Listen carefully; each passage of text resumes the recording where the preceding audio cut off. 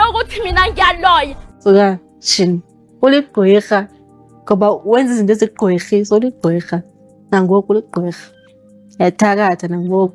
Waze wayisusa indaba uTirelo ngokuthi a-exchange igift kunye nompumelelo. Yeyi kunzima kwisithembu somjolo sakaMpumelelo Mseleku. Molweni ndanamkela kuMamgobhozi TV. So kwi-episode yokugcina yezingane zesithembu useason 2 episode 13 sesabona ke uTirelo kunye noVuyokazi besilwa. Nawo into abalwa ngazo ke uVuyokazi ebefuna uthetha noMpumelelo sithi ufuna uthi xa hamba phaa kanti ukhuphe yonke into esifubeni, wathetha ngento zezifo ke uba uMpumelelo xa benesifo yena wava ngoTirelo. uTirelo ke wanomsindo ke ngale nto uba kutheni efaka yenayo ndawo yakhe babefanele emxelela uba uMpumelelo uyagula kukho isifa anaso.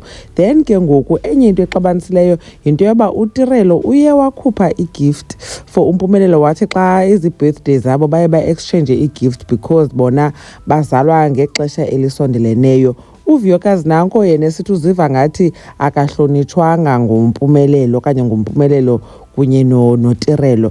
So into banga-understandiyo ke ukubona uMpumelelo noTirelo ngoyoba but Vuyokazi uhlukene nje noMpumelelo, so kutheni u-offended xa sinikana ii-gifts. But ke wazixela uVuyokazi ke nakuba ufuna uhlambalaza uMpumelelo xaba ke uye wahlohlwa nguVicky sebemkile bakha uhambe uyozilwela ungabe uhambe uyokhala ngenxa yoba aba banikene ii-gifts. Now nabo bethukana ke ngoku uthi uVuyokazi uTirelo ligqwirha. Wabesithi uTirelo ke nake ukhumbula ngexesha uVuyokazi esithi uhlobo uMpumelelo angalo ngokwedibene noTirelo mkhumbuzela xesha wayedliswe ngalo. So noba ke mhlambi uMpumelelo wakhe wahead over heels lenye intombazana, uVuyokazi wafila like uba inoba udlisiwe mhlambi ke bengasamoyanga yena. So nangoku ke ngoku njengoba nje kunye noTirelo umkhumbuza ngelo xesha, wabesithi uTirelo nomsindo uba kutheni le nto esithi uyathakatha and akaqala ukuyithetha le nto uVuyokazi. Kodwa ke uba uthi uyathakatha then it takes one to know one.